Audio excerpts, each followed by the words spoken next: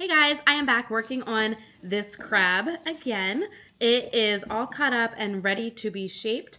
I am going to add some claws, some texture, and just make it not flat.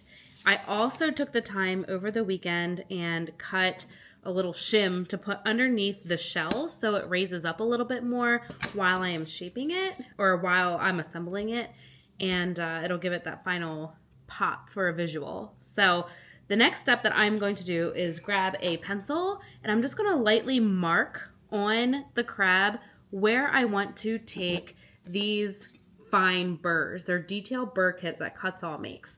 And I am going to use probably a mixture of them to make sure that I get the textures that I want. So come check out how I'm going to be doing the shading, and we'll get the rotary out. Now, shading isn't something you always have to do, but I usually reference a photo in order to see where the shadows are so that I can better carve it to bring it to life. A lot of the shadows here are where the joints are, and of course the shell.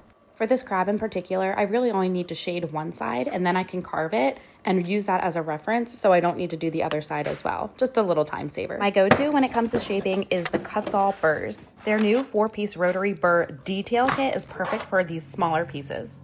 These 1/8-inch shaft rotary burrs come in 4 different styles: taper, sphere, flame, and ball nose. For this crab, I'm going to bounce back and forth between the taper burr and the flame burr. Both have a smaller tip but a wider base, which will allow me to get fine lines and details a lot better depending on the shading area. When all the small details are carved, I usually attach a drum sander and I'm able to smooth out all the little pieces. All of my pieces are placed down in the order that I am going to be gluing them, so it makes glue up a lot easier of a process. Stay tuned for the finishing touches.